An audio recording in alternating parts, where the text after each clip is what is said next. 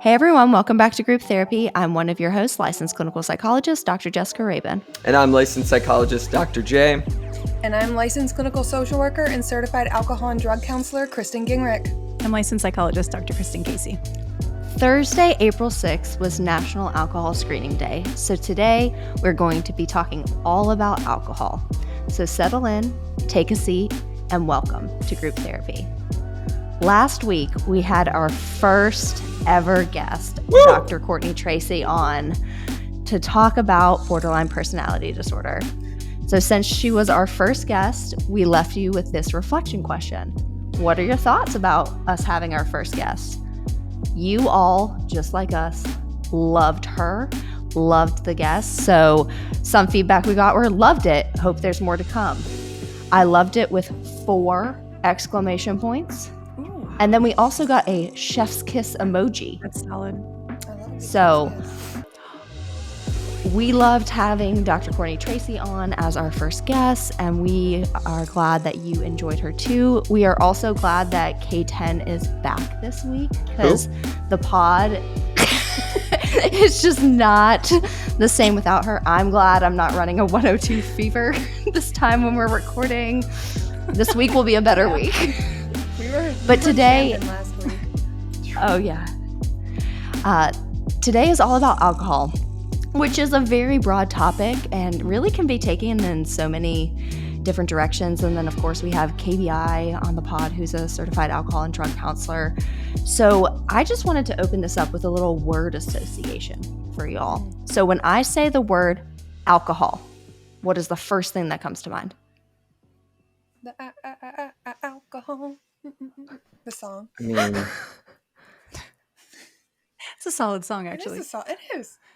I'm having multiple thoughts because I'm like remembering really good memories with alcohol, like hanging out with friends and, doing all that stuff. And then I'm also thinking about like how alcohol can like ruin connection too. It's like both are existing for me at the same time. I don't know about y'all. exactly. When you first say the word alcohol, like in a non-therapeutic space, the first word that comes to mind is party, because that's what we see in our culture, and many cultures are like this, of like what brands try to like embed or put into our head is like alcohol equals party, alcohol equals celebration, festivities.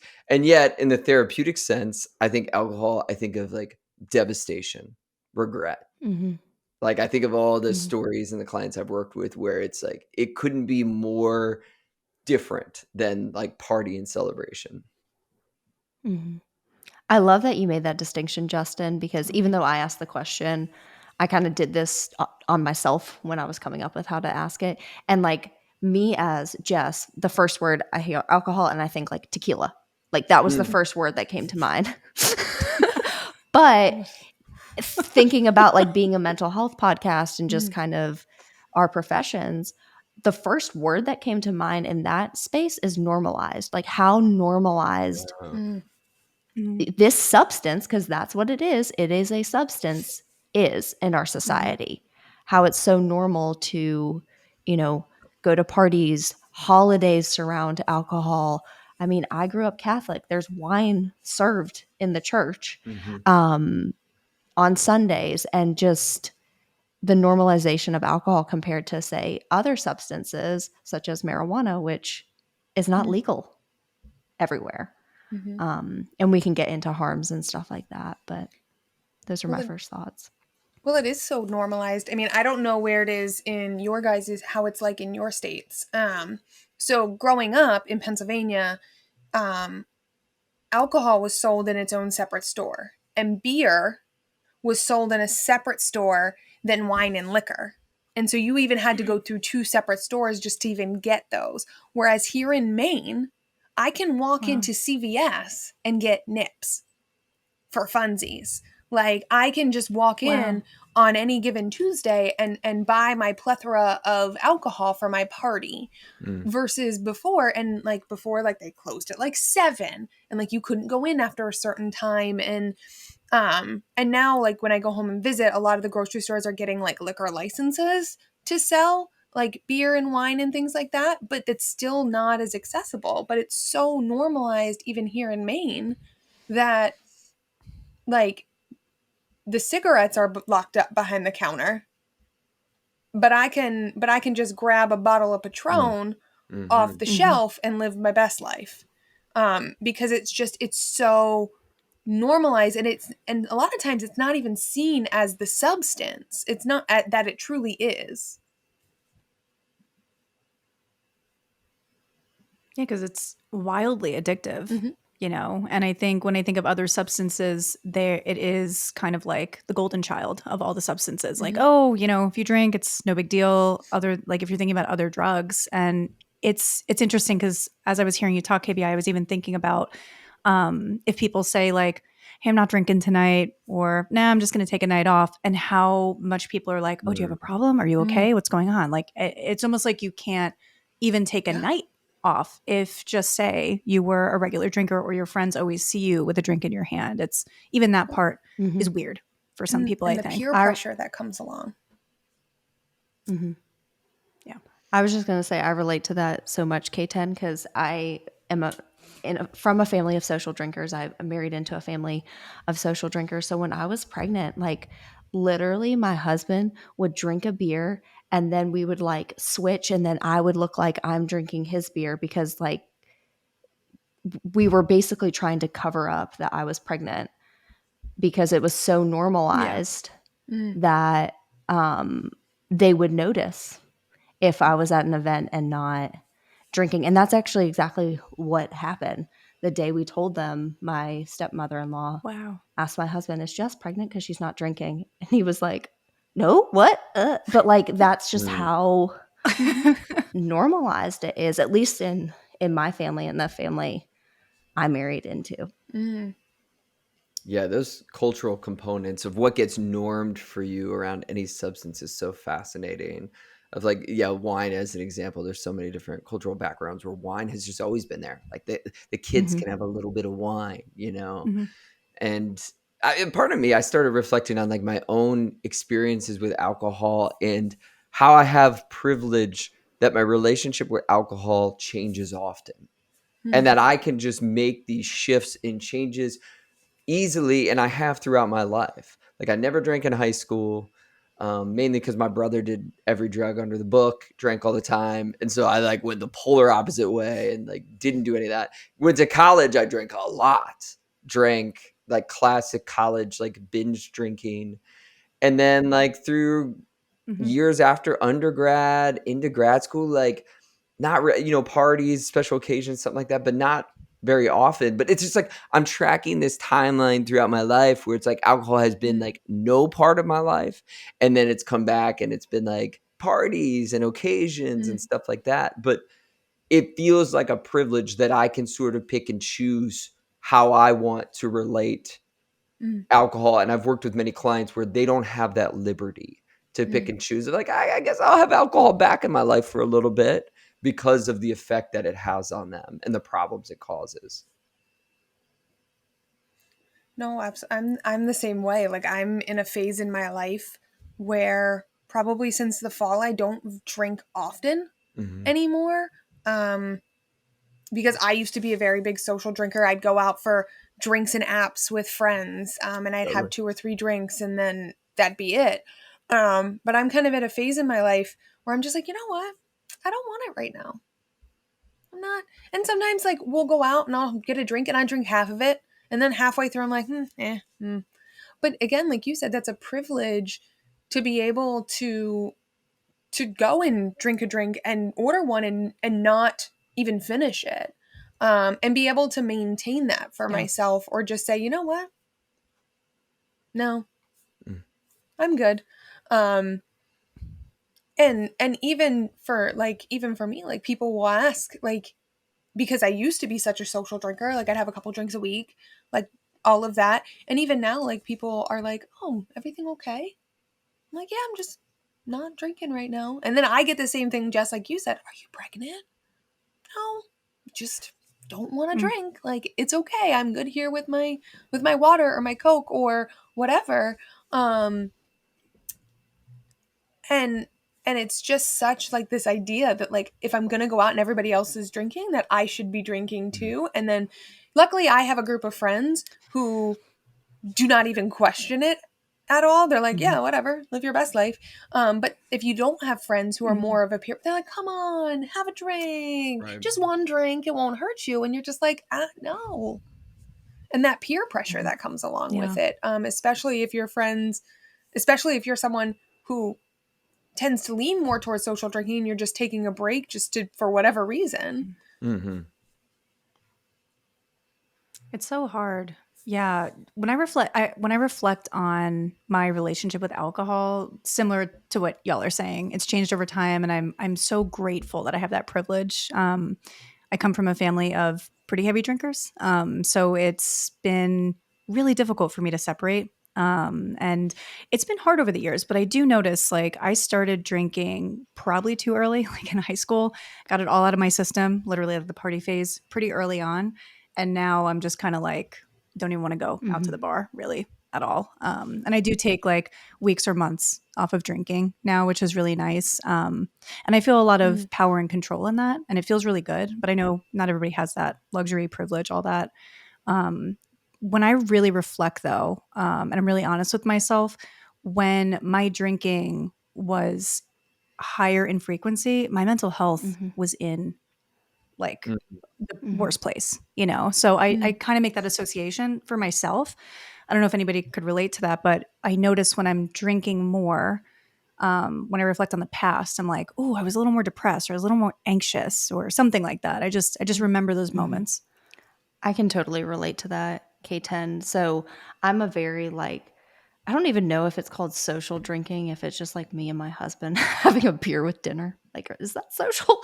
But like a couple times a week, just, you know, it's very rare occasion at this point I drink more than 2 drinks in a day. Like, it's a very rare occasion. It's very, once again, I have that privilege.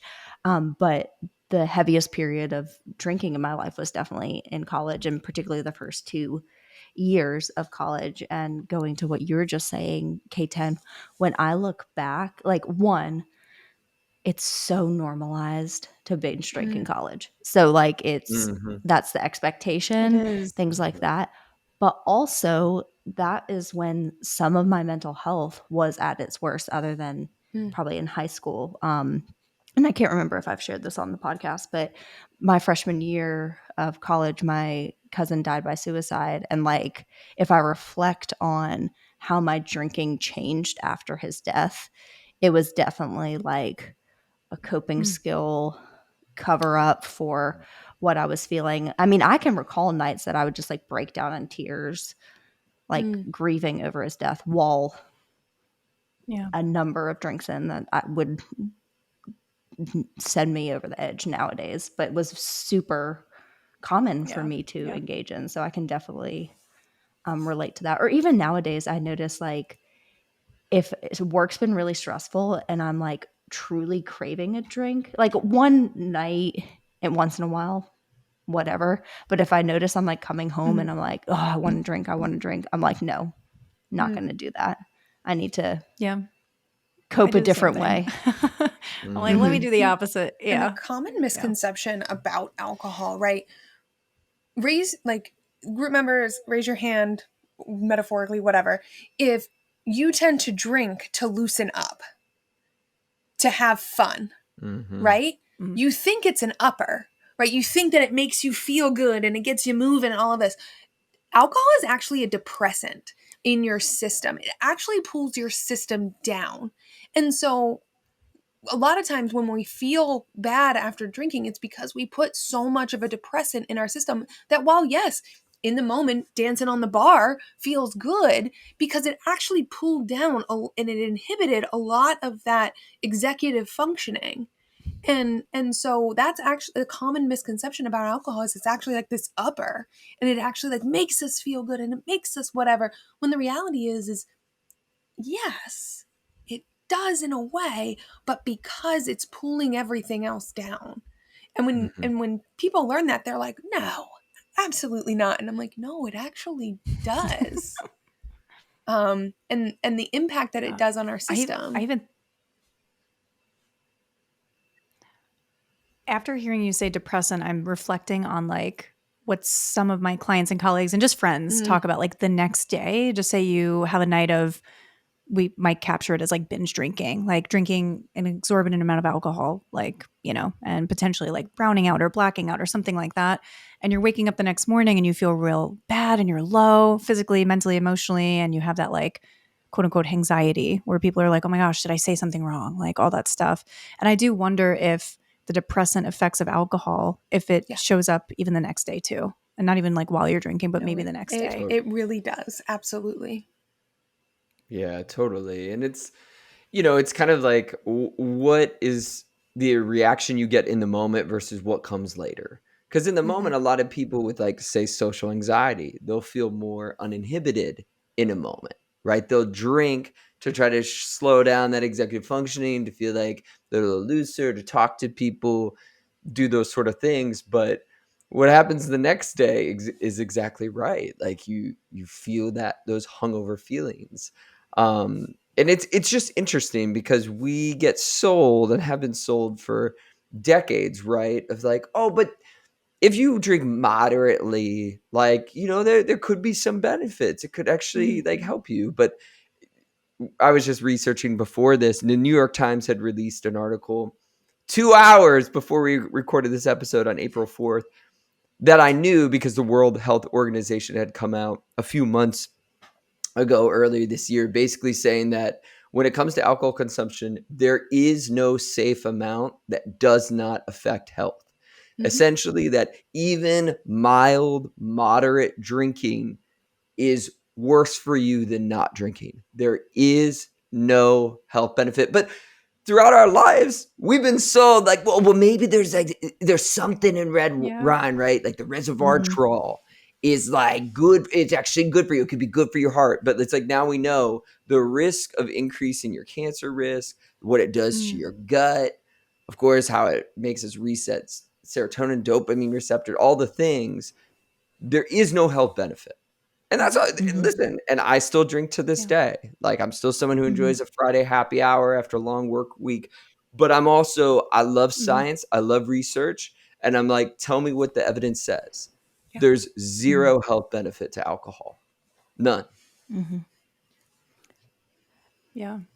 I think of it as like a literal toxin.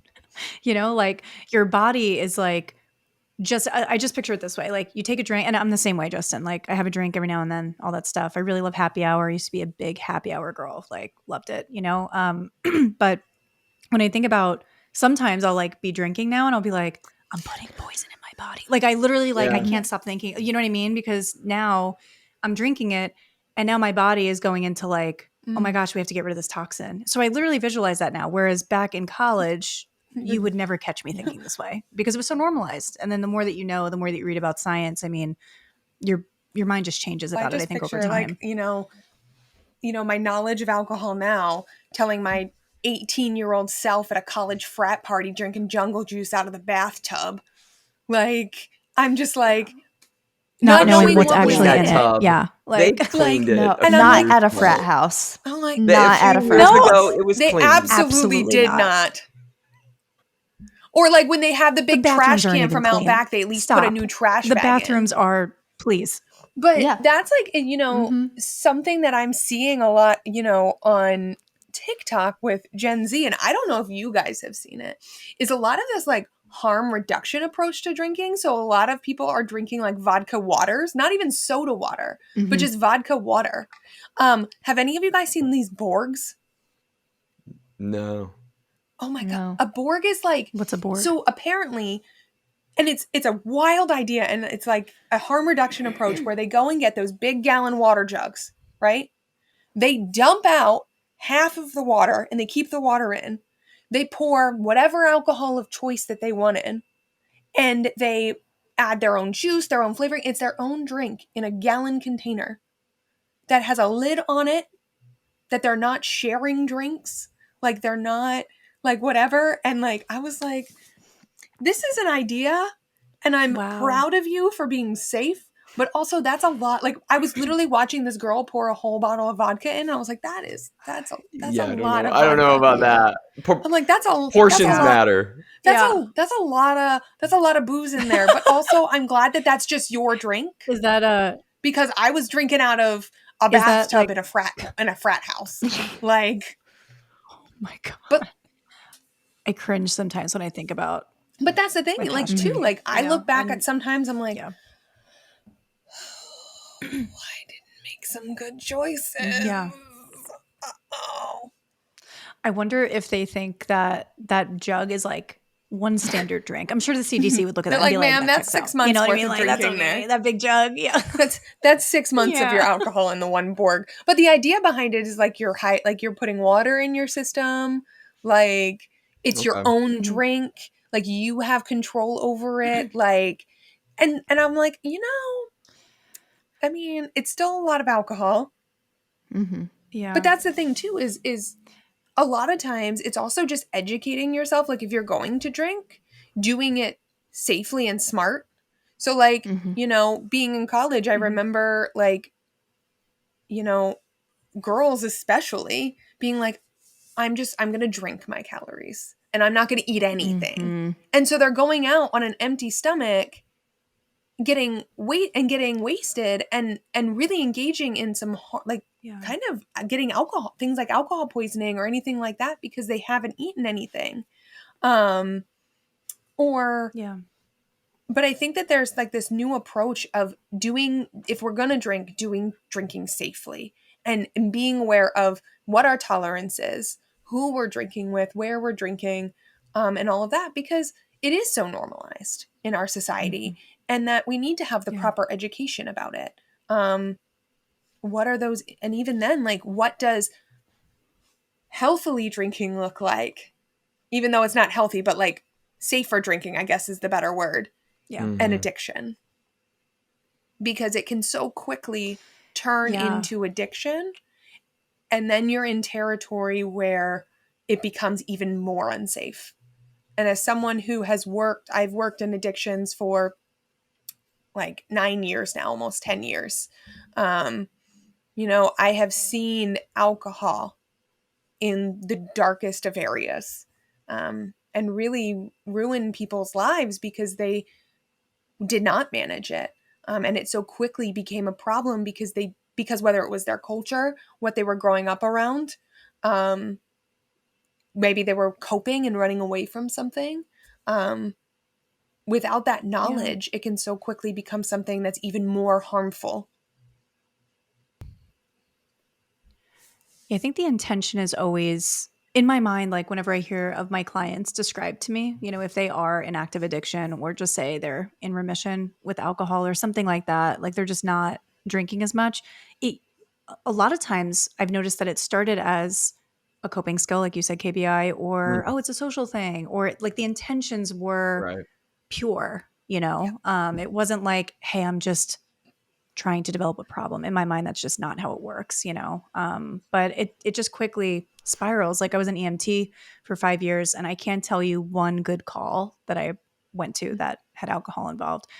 Usually people were DOA, or they didn't make it, or we couldn't pump their stomach fast enough. I mean, it's just terrible because people don't know their tolerance. They don't have the education to know at younger ages, I think, to know what's actually fatal and what isn't, and maybe what the consequences of alcohol use can be, like getting behind the wheel of a car. Yeah. It's usually most of the calls, motor vehicle accidents that have to do with alcohol. And a lot of people who get into car accidents, they're like, oh, I just had a couple of drinks, even if you think that you could operate a vehicle, I could almost guarantee something's going to be off with processing speed or perception or something like that. And you don't realize it when you're drinking because the intentions are pure, right? It's like, hey, I just want to have fun. So it's just when you look in hindsight, I think it's easier to look at the consequences. But when you're in it, I think it is really hard for people to discern, like, am I just having fun? Am I coping? Or is this really becoming a problem? I think a lot, like, people don't realize how quickly you can reach that legal limit. And I think, what is it, 0.07 is the legal limit? 0.08? For a lot of people, that is 2 liquor drinks. For most individuals, that's 2 drinks, and you are either at or just about at the legal limit. And people don't realize, like, what that actually looks like, and then they go and they do something like get behind the wheel because they think that they're fine, and they may, like, their vision might be fine, but their I'm blanking on the word I want to use. Depth Reaction perception? time Oh, is reaction so time. delayed, and that's how those accidents happen. Or they have a drink and they quickly leave the bar, and that drink settles in on their way home. Mm-hmm. And alcohol is one of those scary substances, again, like, can be well used in moderation, and many individuals can use it safely and all of that when they want to use it, but can so quickly go on that other thing. I think alcohol is the only substance that can kill you in withdrawal. It's the only and that's why one of the things in my world, in the substance use world, that if I have a client who I know is in active addiction of alcohol, we tell them straight up, you cannot stop drinking unless you go to a medical detox, because things, you are high prone to things like seizures, and things like that can kill you. It's the one substance, which is, really scary because it is so accessible, and so just, widely used. When I think of, Yeah, I think if there's any listener, I was just going to say other risks I think of, like, I just think of, like, increased aggression, fights, domestic violence, like how many, like, in addition to just, we've already explained it's toxic for your body. We've talked about like drinking and driving, but how many stories have we heard in the therapy room or know of, oh, my partner's fine until they're drinking. And then they start yelling, they get abusive. We know with like gun violence, if alcohol is involved, it increases the risk of harm with guns.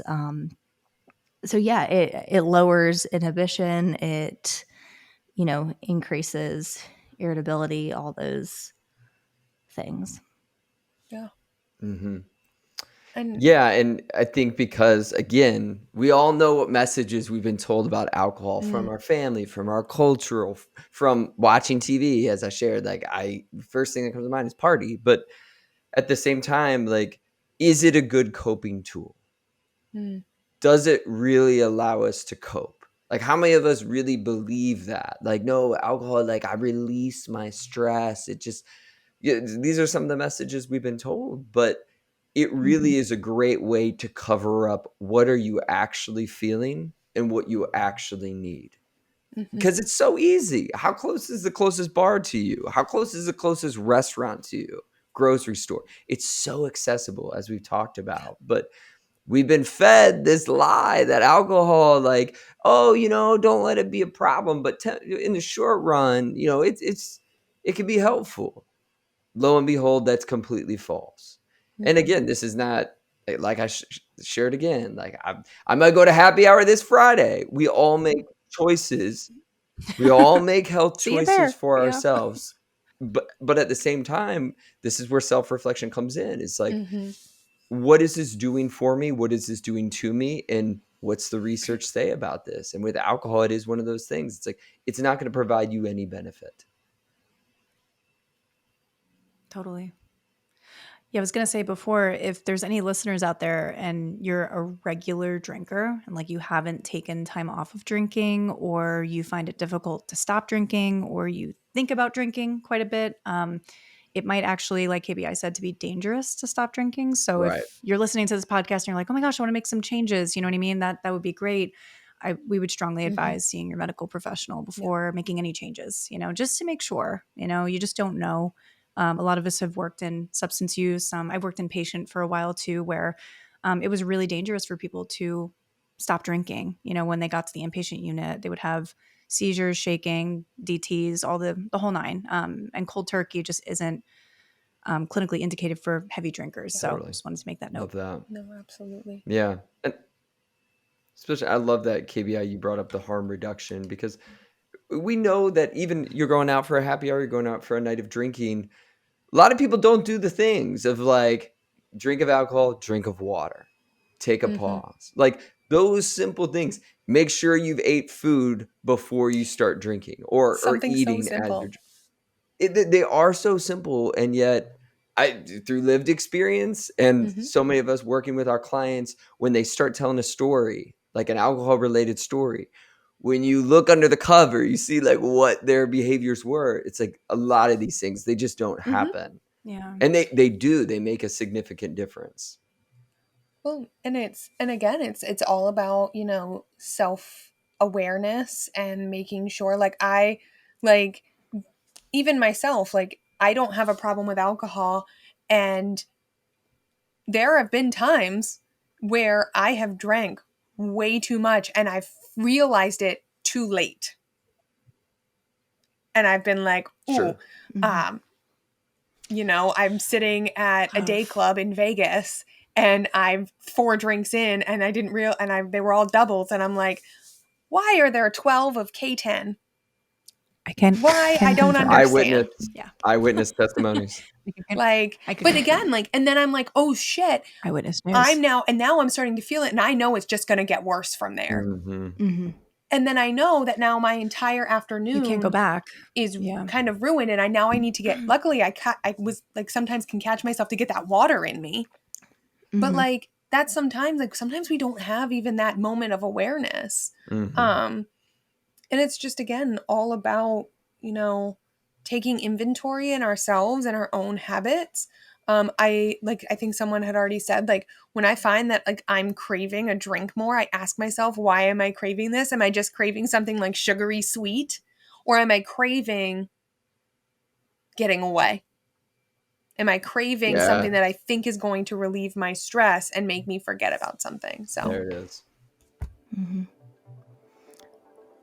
I do know what you all are craving, though. It's the Google Scholar Shorts, isn't it? Yeah. That was a solid transition, Jess. I was wondering if you were going to use crave or forget. Top I was like, 3. which one's she going to pull from? Transition right there. So one thing that we haven't talked about is alcohol and pregnancy, other than me mentioning that like I pretended to drink when I was pregnant. So as I already mentioned, the National Alcohol Screening Day was April 6th. And all of us here, and probably most, if not all of our group members, are aware that drinking during pregnancy is not recommended due to potential adverse fetal outcomes. So if you all had to guess, and yes, KBI, we can play Price is Right rules, what percentage of pregnant individuals do you think are screened for alcohol use during pregnancy? 5%. I feel like none. 10? Okay, 5, 10. Yeah, KBI, literally when I was reading this, I was like, I don't think I was screened for alcohol I don't think I was use in screened. pregnancy. I'm gonna say it has to be low. I'm gonna say 7. Okay. Wow. Okay. Well, you all will have to wait until the results section to find out. But Rude. And then, do you think certain demographics may play into who is screened and who isn't? Yeah. Okay. Definitely. So this is a study that was published in 2023, because I like to get new studies from the CDC. Okay. So this is a CDC study, and It's mint. So like I already said, alcohol use during pregnancy is a major preventable cause of adverse alcohol-related outcomes, including birth defects, developmental disabilities. And then alcohol screening and brief interventions, also known as ASBI, is an evidence-based primary care tool that has been shown to prevent or reduce alcohol consumption during pregnancy. However, previous national studies have not really looked at ASBI in populations of pregnant people. So the goal of this study, which was conducted by the CDC, was to examine the prevalence of ASBI and characteristics of pregnant people, as well as non-pregnant women aged 18 to 49, which are the reproductive years. So this study was part of a larger study, the Behavioral Risk Factor Surveillance System, which is a cross-sectional random digital dialed like telephone survey. So if you ever get those random telephone calls asking you to complete a survey of individuals 18 plus. So data came from 23 states and the DC area. So in this study, there were 950 individuals who were pregnant at the time, and 28,476 non-pregnant reproductive age women. And then they looked at a bunch of different demographics such as race, ethnicity, education, employment, disability status, HIV risk, mental distress, chronic health conditions, etc. Okay, so findings. I have a lot of stats here, but I just think it's interesting. So among the 950 pregnant people, 13.3% reported current drinking and 6.9% reported binge drinking. So that's in pregnancy.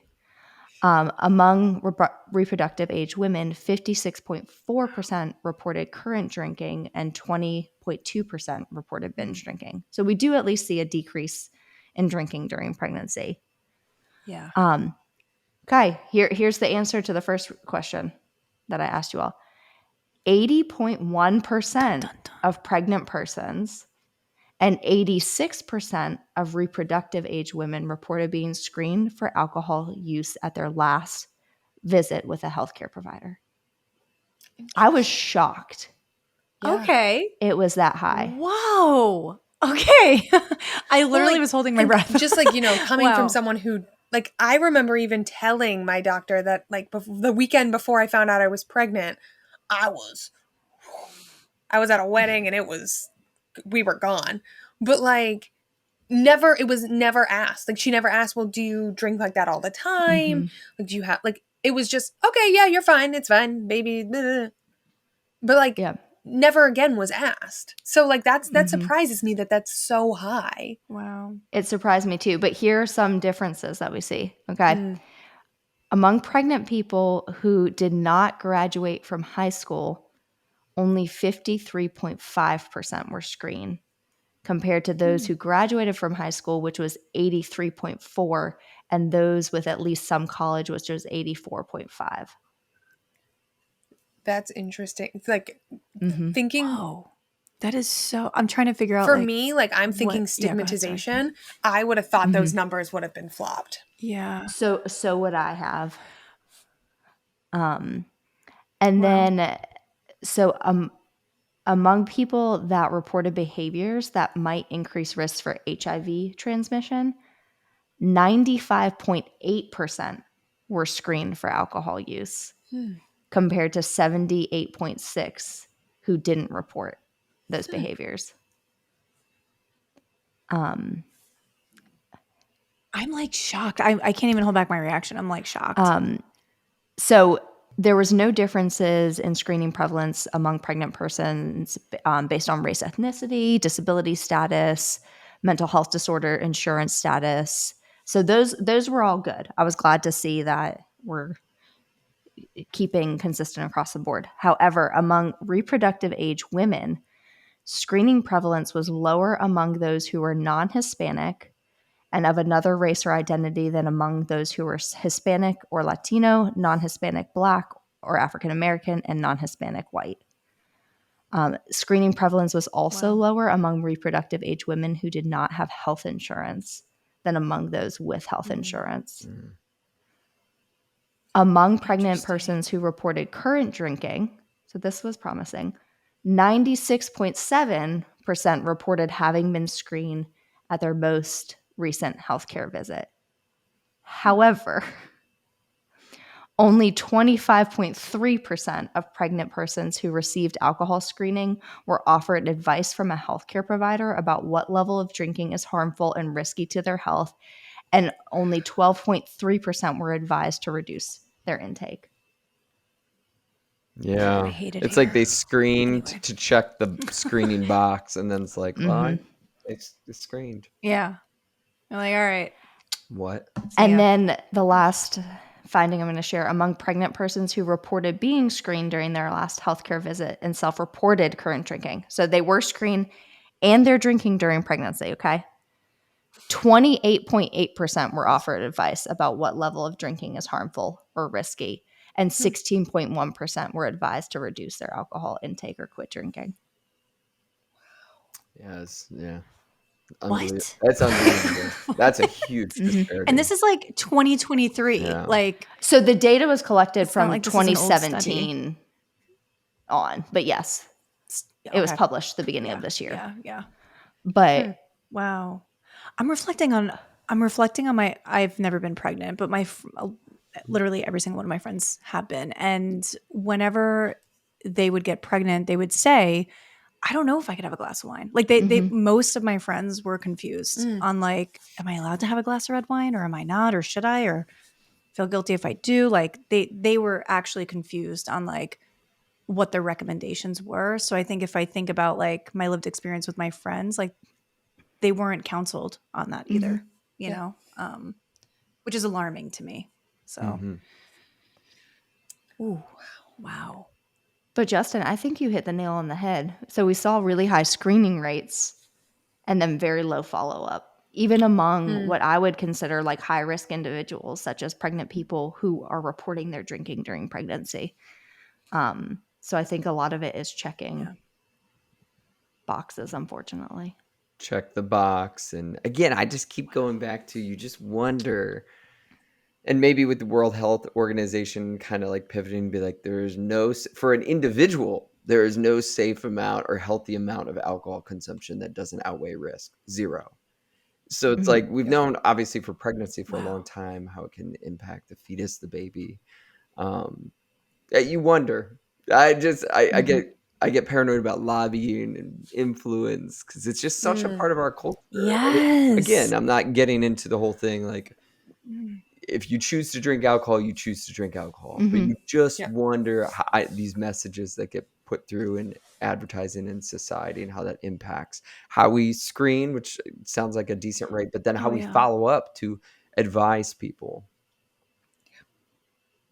No, it's crazy because I'm really open about this, but I always wonder how advertisements for alcohol impact us. You know, if you see like even just the other night, I was watching TV and I saw this commercial for, I think it was like Bud Light. I don't drink beer, but I was like, damn, that looks good. In my mind, that was like my actual thought. I was like, damn, that looks refreshing. I hate beer. Bud Light. You know, so if I'm just somebody who's right, like I'm like, damn, they make it look so captivating, you know, when really there's all these negative effects. You know, it's just, I think it's very I mean, I'll be transparent. During the Super Bowl, I always look forward to the Clydesdale commercials for Budweiser because they always have the puppy in them and I get so excited. But like, again, like it's a beer company and like they the rope puppies. you in with puppies and horses. Right. Yeah. Right. You know what I like being roped into? The polls. The polls! Let's get into them then. Why not? Gosh, we love the polls. We love your participation. Each week we get excited. Unfortunately, when I write the questions, they're not that great, but we still get the thrill of it of like, oh, what's the data going to say? Jess doesn't sleep the night before because she's just like, the data. Give me the data. She's like, I need the data. Full Gollum. I was about to say, why do I sound like Gollum? Throwback, Lord of the Rings. Some of you don't even know what that is. First question. Oh my God. When was the last time you had a drink containing alcohol? Was it within the last week, month, year, or never/over a year? What do you think? Week. I feel like the highest is going to be in the month at 60. I feel like it's gonna be week, but I feel like week and month are gonna be close. The top. I'm gonna say 45. 38 for week. Just per usual. It's week. It's 42%, and it's not close. It's not cheap. It's not close. Week 42%. So I don't cheat because I just lied. And month was 22%. Right behind month was the never or over a year at 21%.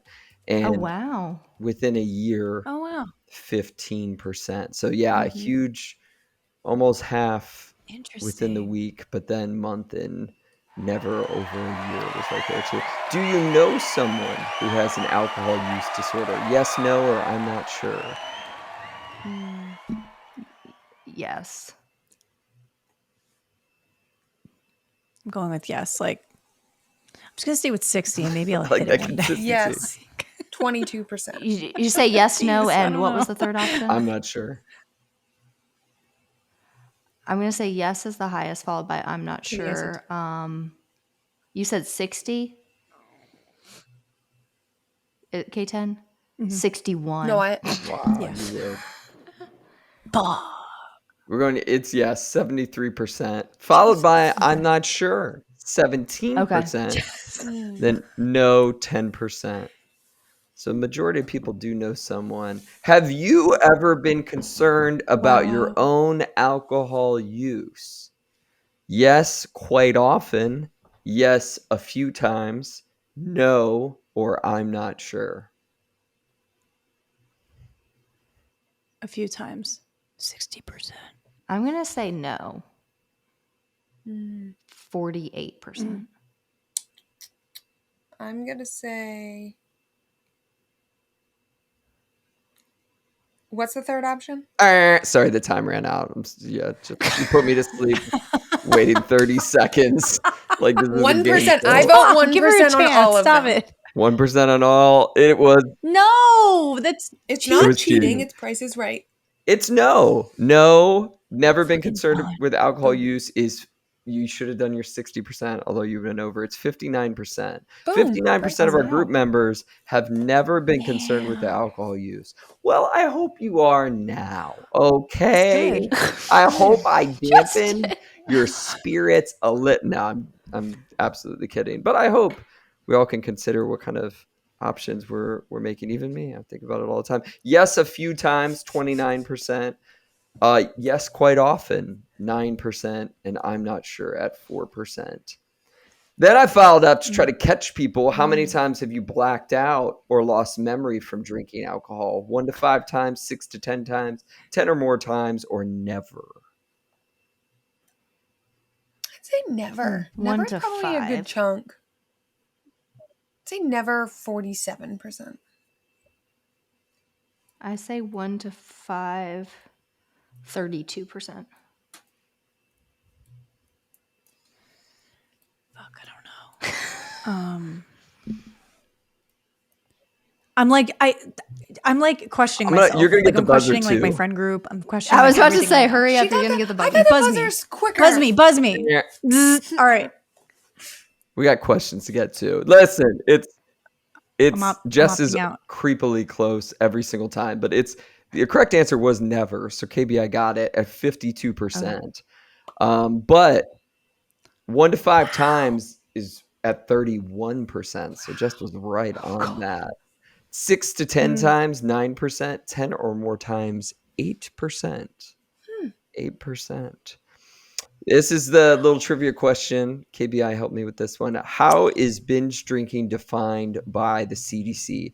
3 or more for men, 2 or more for women, 5 or more for men, 4 or more for women, 7 or more for men, 6 or more for women, or 10 or more for men, and 8 or more for women. What do you think?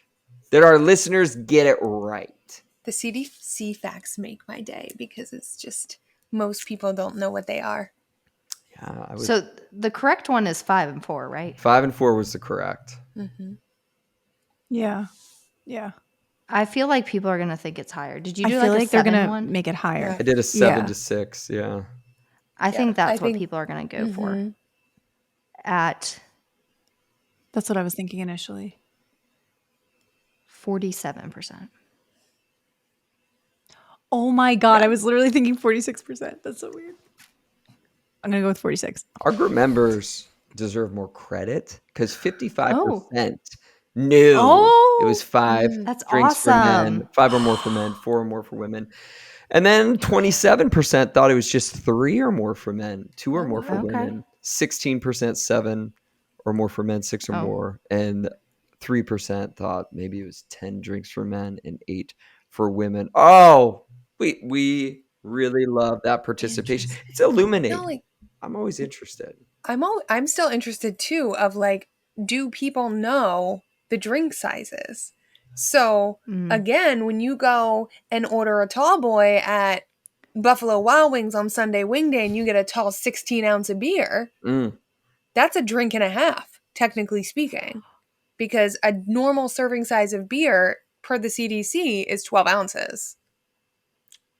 So almost. So it's a drink and a third. Yeah. Yeah. Yes.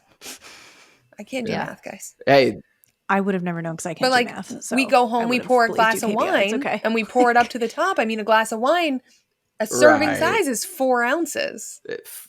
fair point. Fair point So indeed. I'd be interested to see if people's like, you know, when they think binge drinking, like, oh yeah, I'm going and I'm drinking two cans of Natty Daddies that are huge, and I don't know, it's the first one that came to mind. That's actually, you know what? That information you just shared is going to change the way I talk to clients and do intakes, because I've never asked that level of specificity. They'll be like, oh, I have like 1 or 2 drinks. Yeah. But you're right. If this is an at-home drink, that 1 or 2 drinks might be, that's actually 5 or 6 glasses of wine. But interesting. I'm glad you brought that up.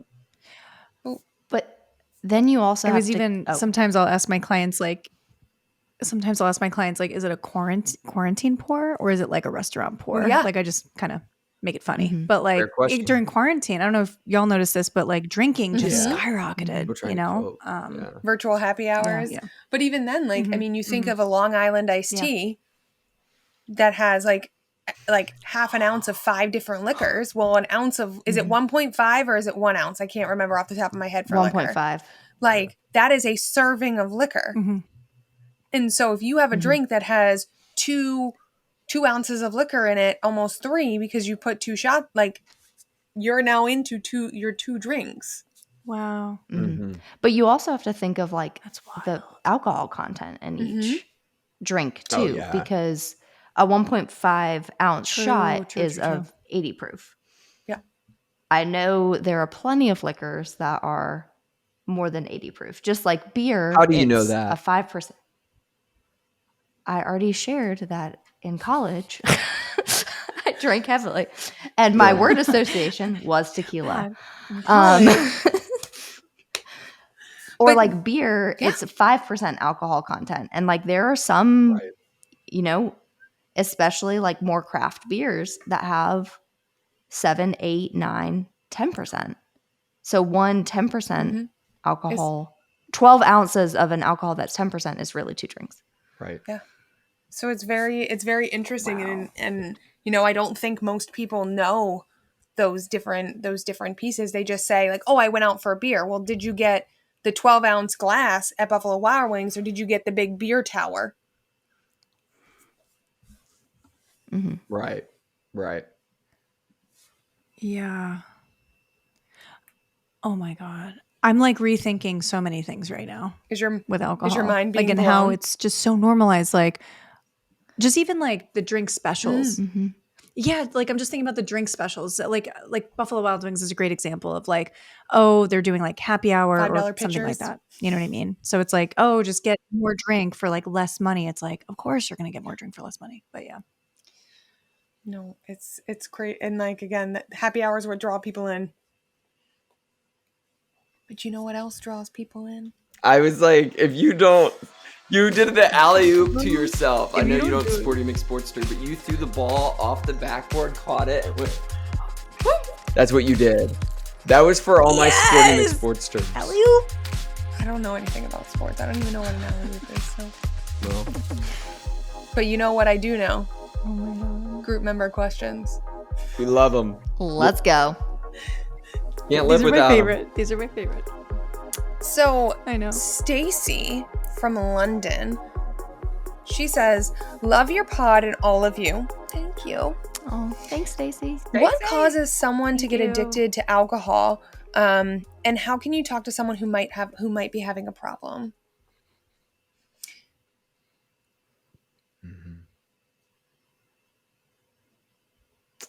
So I think, a lot of people it's definitely complex. And a lot of times it creeps up slowly. If all the individuals that I have worked with over the years who have struggled with addiction with alcohol or substance use with alcohol, a lot of times they don't realize it's a problem until it's a problem. For a lot of people. And a lot of times it's because it started, and I'm not going to put the blanket on that it's every person, but 95% of the individuals I worked with, it started because they were coping. They were coping with a trauma. They were coping with their mental health. They were coping from something. And then they fell into, it's common to fall into a group then that everybody else is coping, and that's how you're all coping together. And then again, it just creeps up and it becomes a problem. And then it's like, oh, I'm waking up and it's 7 a.m. and my hands are shaking. And I need the hair of the dog, what the term is, like hair of the dog when you drink in the morning, to feel better. And that's usually when we're kind of like, hey, we're kind of in that territory. Totally. Yeah. I love that you mentioned coping and going through a trauma. Some people, it's like losing a job. Some it's just fitting into their culture. Or, well, after work, me and a couple buddies, we used to go, and then it became after, I played kickball, and it became after and it just starts adding all up that it just becomes such a frequent part of their life. But how you talk to someone might have a problem. Yeah, I'm a big believer that you leverage the care that you have for the person and just express what you're observing of, hey, like, I noticed that it seems like you drink pretty much every day. And I'm, to the point where sometimes when we're talking, you start slurring your words, yeah, I get concerned about you. I get concerned and wonder how much control you have over your drinking, because I want you to be here a long time. I want you to be healthy. And I don't know if it's something that you have concerns over. Like, I think there's a lot of ways you can leverage, like, I care about you. You're my bestie. You're my brother, whatever it might be. And this is what I'm observing. It is hard. I mean, especially when people say, like, you got to accept that there's a problem first. I feel like it usually comes from situations like this involving alcohol or substance use. But it can start with them self-reflecting by you just holding it in front of them of, I care about you and this is what I'm observing. How they react to that can be a lot of different ways, but when you can articulate how much you care about someone, at least it has the best chance of, like, being absorbed. As, I'm not judging you, I'm not shaming you, I'm just saying, like, I've noticed this. Yeah, and I think the biggest piece is, you can definitely express your feelings, but Justin, like you said, like, you don't know how they're going to react. They could very much play it off. They could get very angry. And sometimes that's just when we kind of say, like, okay, I just wanted to bring it up, and now I need to step back from this. And sadly, sometimes when someone, is in active addiction or is struggling with their relationship with alcohol, there's a denial phase of that anything is actually wrong, and they don't want to see that is wrong, because for a lot of individuals it's their coping skill. And a lot of individuals, there's a lot of shame associated with it as well. Okay. The next one is from Yolanda from California. And she asked, does someone have to drink every day to be an alcoholic? No. Katie, correct me if I'm wrong, but I think the answer is no. I think it's when it impairs your functioning, relationships, all that stuff, and you develop withdrawal symptoms or a tolerance, and it doesn't have to be every day. But correct me. Nail on the head. I mean, you tend to drink more and more often, but the biggest pieces are you experiencing withdrawal symptoms, such as vomiting, shaking hands, like that type of stuff? Like that. What is your urge to drink? Are you finding an incessant need? Are you thinking about the next time you're drinking? Are you already planning the minute that you're sober, your next drink? Those type of things. How is it impacting your interpersonal relationships? Are you able to function? And so in daily life, is it impacting your job? Is it ability to take care of yourself, take care of others, those type of things? Those play into effect, because there are plenty of people who drink every day who that they don't experience those things. So drinking every day is not a sole identifier if you are struggling with addiction. It has all those other interpersonal impacts that we look at as well in the substance use world. Well, and even if you look at the DSM criteria, there's nothing about frequency or quantity other than larger amounts for a longer period than intended. But there's nothing about like you have to drink for X amount of days, X amount of drinks, things like that to meet criteria for an alcohol use disorder. Yeah. Okay. So something we kind of talked about in the discussion, but Rachel from Idaho asked, how much do you think family culture, such as everyday life, holidays, traditions centered around drinking, etc., contributes to alcohol use disorder? Significantly. Significant. I'm going to say that's a really, really good question. Yeah, it makes a huge difference because, and again, I know we like mentioned marijuana and there's plenty of other substances like psilocybin and other things out there, that there are other substances that have some health benefit. Psilocybin, we could do a whole episode on here coming up about specifically with depression. We have to. Monumental. It might change the whole way we treat depression. But it's just, again, I know I'm beating a dead horse with the same point over and over again. We have used alcohol in our culture. I mean, this goes back hundreds and hundreds of years, if not, maybe I'm wrong about this, maybe thousands. But alcohol has been around. But also within our more recent modern history, it's been celebrated. You know, I know we went through prohibition and whatever, but it's just interesting how much that matters. You know for yourself, reflecting growing up, how much was alcohol in the picture? What were the messages around kids having alcohol? What types of alcohol was like, oh, again, like you can have a little sip of the beer, you can have a little glass of the wine, but these messages make a huge impact of how we think about alcohol. And I know there's some people growing up that alcohol was not a part of the picture, so they have a different relationship. They have a different conceptualization of what that means. But I think it has a really, really big really, really big impact. So a thought I had while you were talking, Justin, and hearing this question, Rachel, is it might also make it harder to identify a true alcohol use disorder. Absolutely. So if you grow up in a family that, I mean, I already said this, and like my family would not be offended by me talking about this. Like we're Irish Catholic, like everything, weddings, funerals, Tuesday night dinner has alcohol. And if that is the culture you grow up in, it's going to be a lot harder to identify an alcohol use disorder in the sense that it's just a Tuesday night. Kind of like we talked about like with our trauma episode and other episodes, like if you don't know any different, it's normal to you. So it may actually be harder for individuals to recognize that, hey, this is actually not just social drinking with the fam, it's a true substance use disorder, whether that's, you know, going back to what KBI was saying, they're noticing it's not just family functions anymore. It's impacting their ability to complete their work. They're drinking more quantities at family functions and things like that. But I definitely think it impacts. It can also, Justin, you brought up, you know, people that were not raised around alcohol. And I saw that with people in college who never were raised around alcohol in their life and then like go to the extreme of binge drinking because they were never exposed to it gradually. I saw people that continue not to drink throughout college because that was just not part of their culture. So there's definitely a lot of influence and impact. I really, really like this question, Rachel. Great one.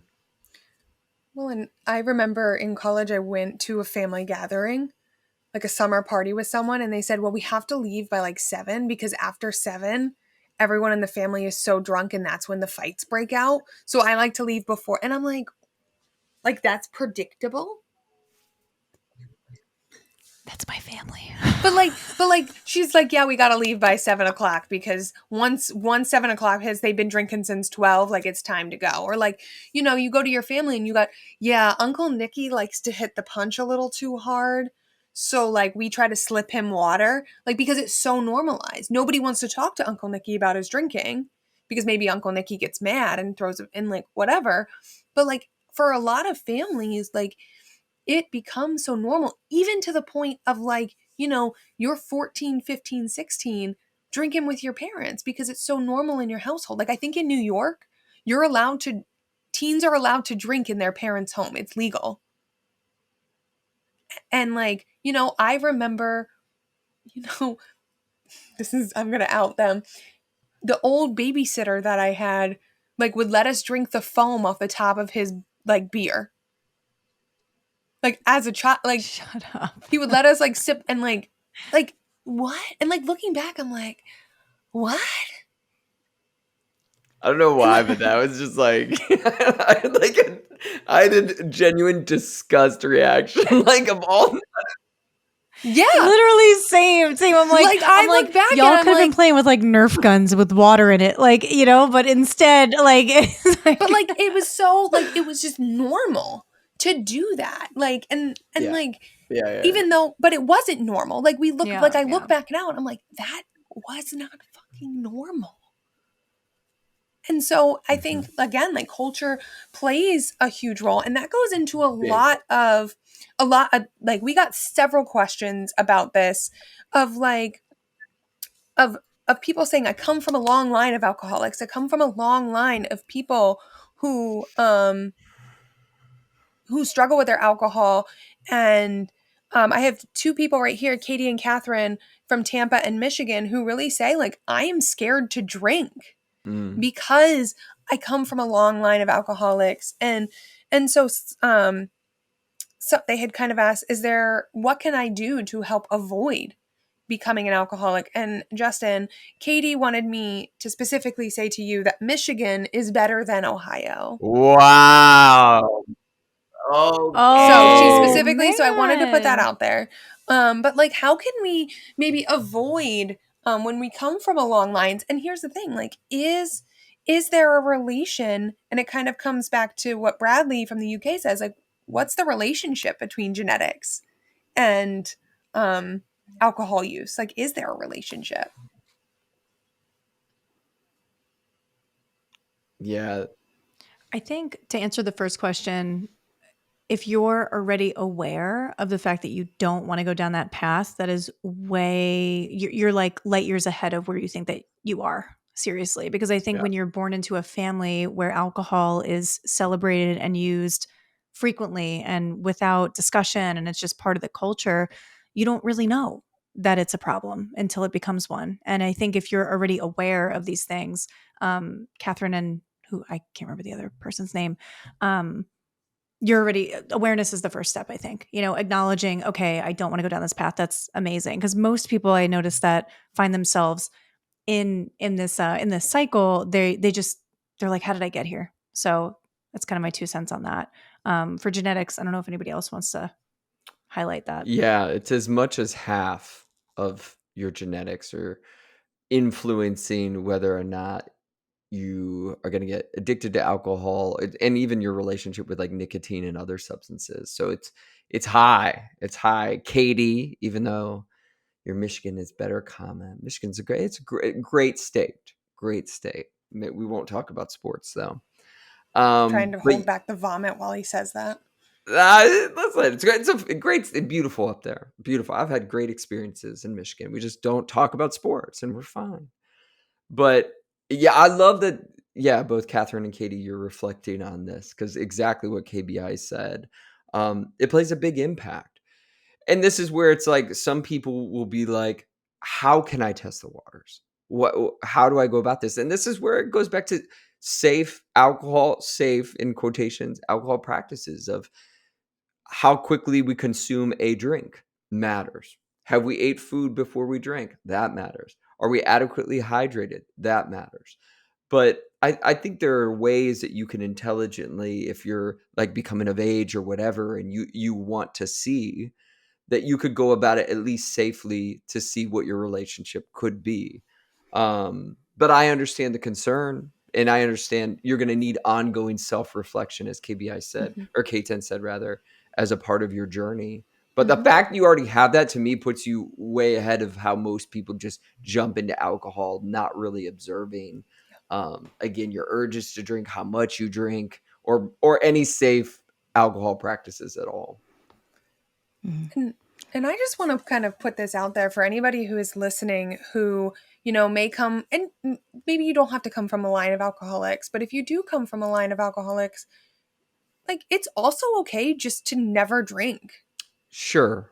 Like, Sure. and like, it's also okay to just say, you know what? I don't want to do that. Absolutely. And really stand by that choice, even if you don't come from a line of alcoholics. It's okay to go to a bar and order. And if you want to go to a bar with your friends because you want to have fun, like, you can order mocktails. Like, those things are like, they're starting to become a new thing.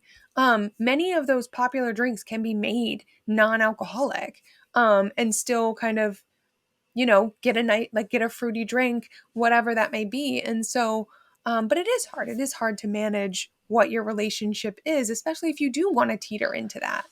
Mm-hmm. Y'all want to know my toxic trait whenever I go out with my friends? If they're going to listen to this, they're going to like literally cringe because they know this about me. I'll say I'm getting like a vodka club with lime. It's just tonic with lime. Nobody knows. Ever. Except now everybody knows. Except now because it looks like now I'm everybody's going to know because I put it out there. But nobody's going to know. This is just tonic water. Nobody's going to know. I'm going to be like, oh my God, COVID, you can't have my drink. No, you can't even try it. Gosh. But yeah, I mean, if you wanted to put on that guise of like, hey, right. like KBI is saying, like, hey, I'm hanging out, all that stuff. You have a drink to hold. Maybe it doesn't have alcohol in it, but you're still part of the party. That's right. The only other thing I would add, especially to Justin's like great suggestions, is also, finding a support system that will support you in Amen. trying these things. Are there safe people that you feel comfortable sharing your concerns about your family's history of alcoholism and say, hey, I want to go out and have one drink. One drink is my limit because, I know Catherine said that she likes the taste of alcohol, for example. So like there are certain drinks you may enjoy drinking, and are there people that you can surround yourself with that one will hold you accountable if you start, going beyond the boundaries and limits you set, but also to not peer pressure you into drinking more, will, respect your decision to stop drink, respect your decision to pull a K10 and have a tonic water with lime. Because honestly, I mean, we talked about genetics being up to 50% heritable, but also like there's that environmental factor. And if you're surrounded with people that are going to support you and respect your decisions, that is also going to help you. Well, and going off of building that solid support system, Mary from Arkansas says, my father was an alcoholic and died from alcohol abuse. I feel like I have a healthy relationship with alcohol, but any tips on how to discuss my worries with potential partners? I feel like we talked about this in the bipolar episode about talking to partners. And I think one, sharing it when you feel comfortable and ready. Not every potential partner has to know your concerns. If the first date is,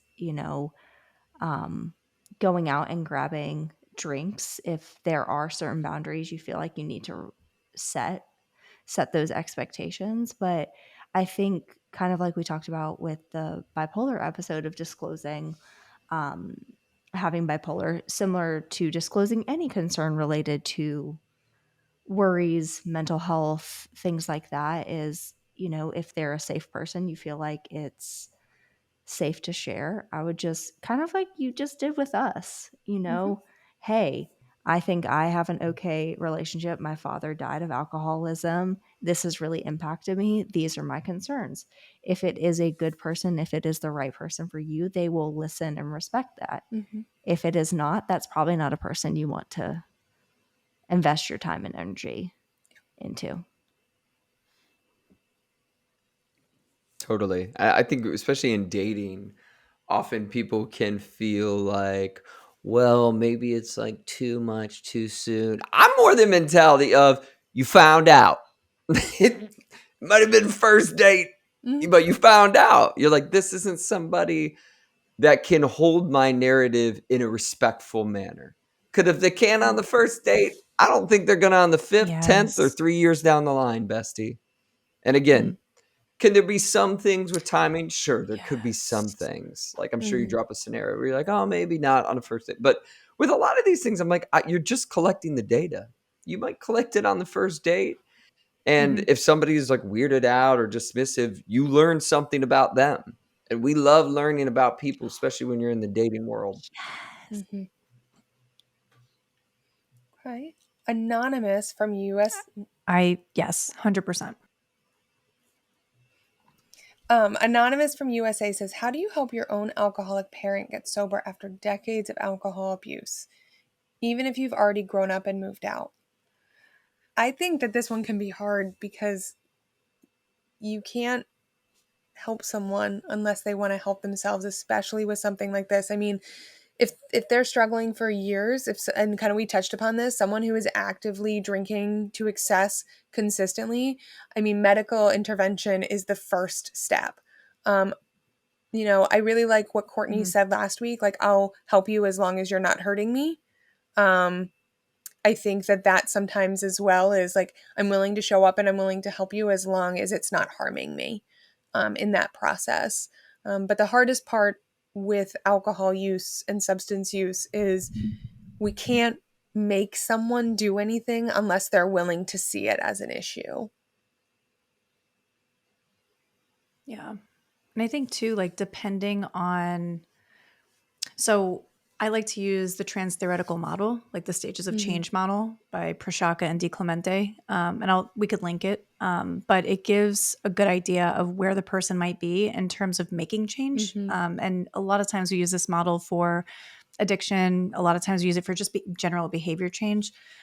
So if someone's in like a pre-contemplative stage, they might not even realize that they have a problem, you know? So I think depending on where they are in that stages of change, they might be contemplating, oh my gosh, I'm noticing my alcohol use is getting worse, and they're voicing that to you. I mean, I think all those things matter in terms of how you can support someone going through this, especially a family member, because if you're noticing it and they're not, the conversation is going to look way different than if they're voicing to you like, hey, I really have to make a change.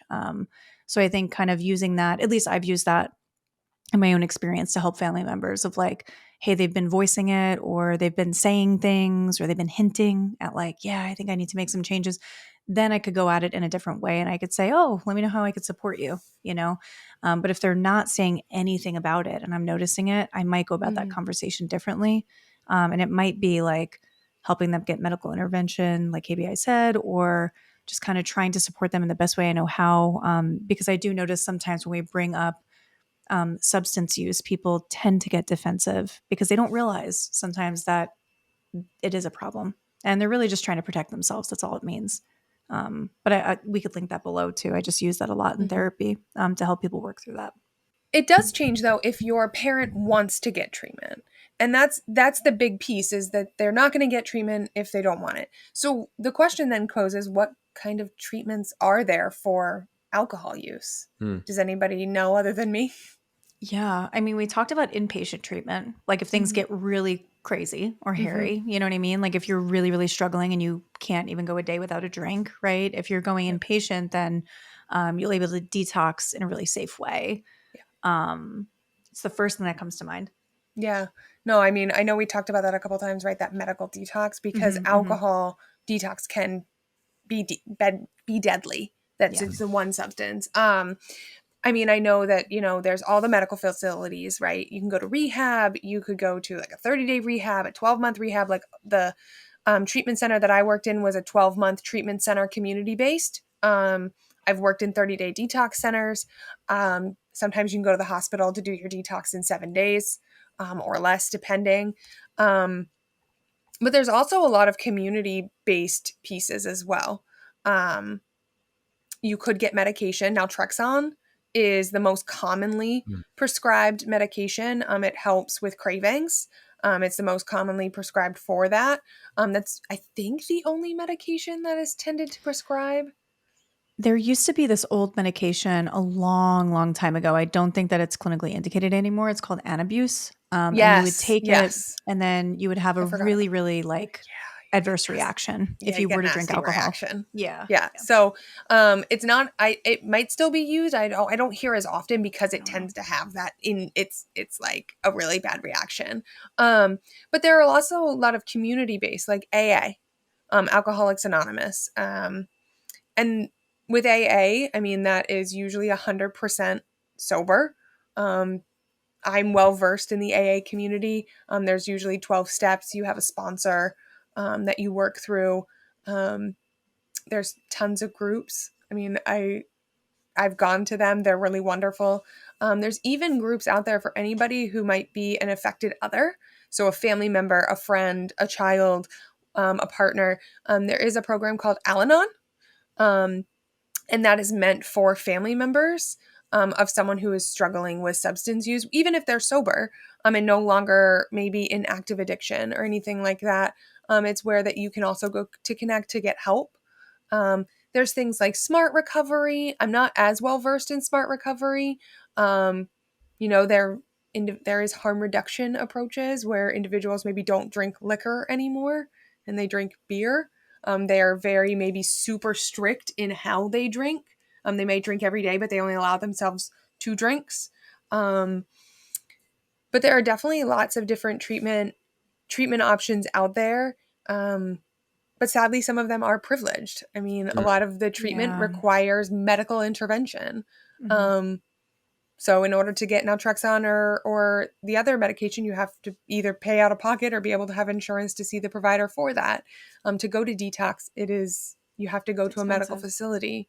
But yeah. And I mean, I think if we really think too, I know the question was geared more towards people who were like struggling with like active addiction, deep abuse, all that stuff. If you have a family member who is struggling and they are open to therapy, I mean, there are therapeutic modalities that could be helpful too in outpatient therapy. One that I've used quite a bit is motivational interviewing. And I know we touched on the trans-theoretical model of change, where people kind of assess where they are in terms of making changes, long-lasting changes that could be super helpful in reducing their consumption, or really kind of, I know Justin touched on this before, of like really touching on what is the deeper issue of maybe where the alcohol use is coming from.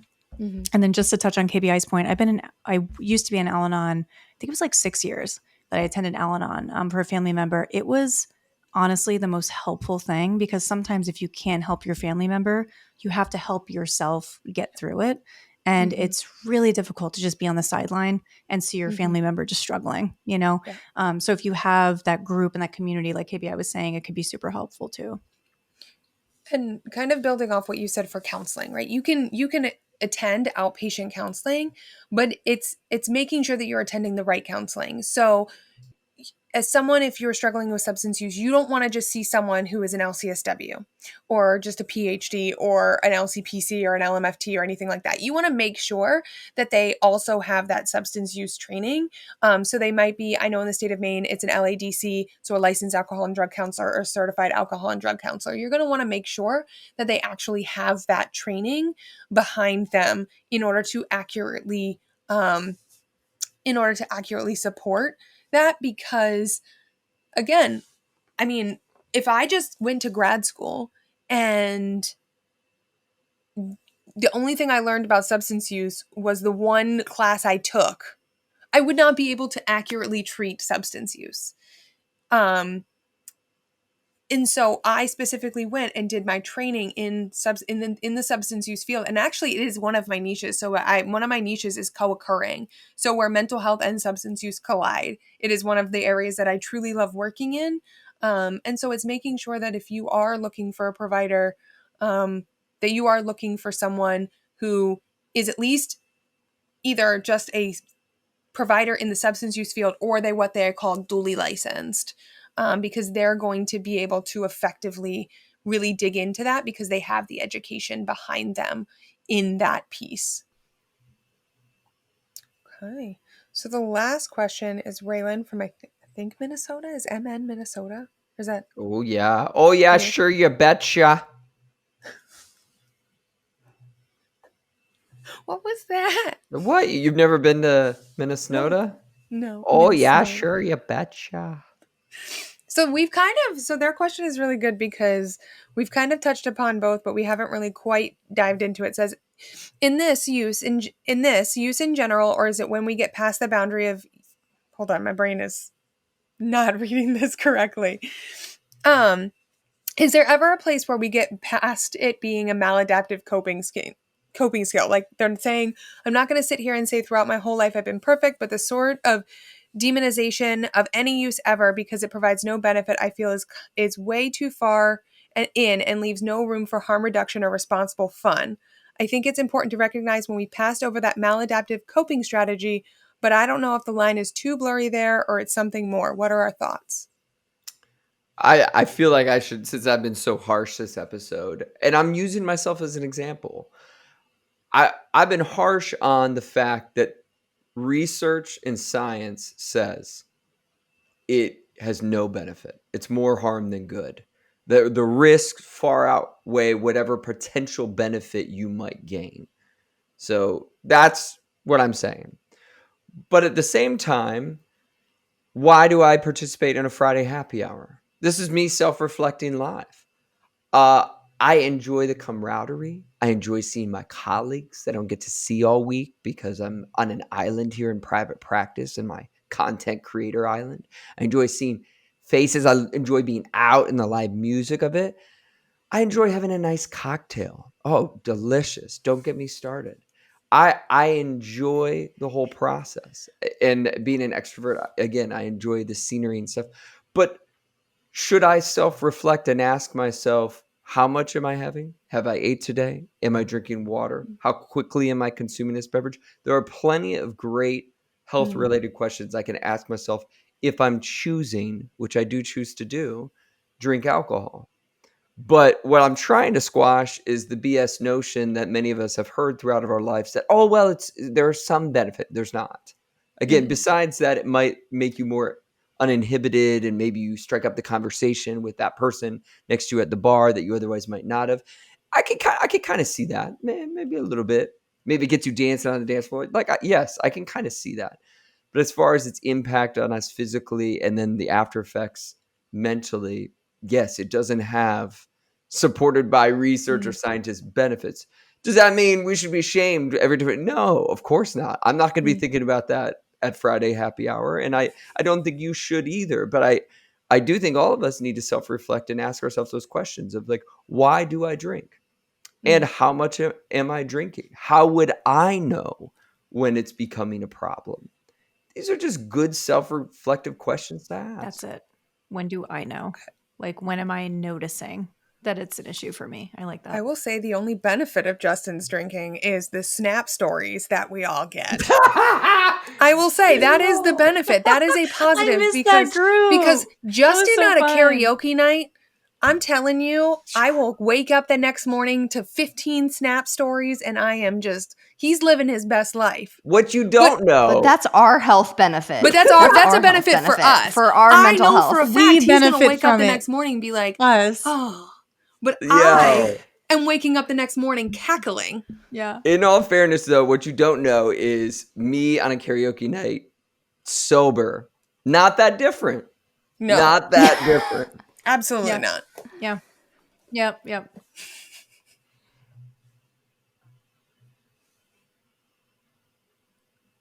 I was going to try and do a transition with karaoke and I just couldn't think of it. So, anyways. Anyway, you're gonna hit it with an anyway. Anyway.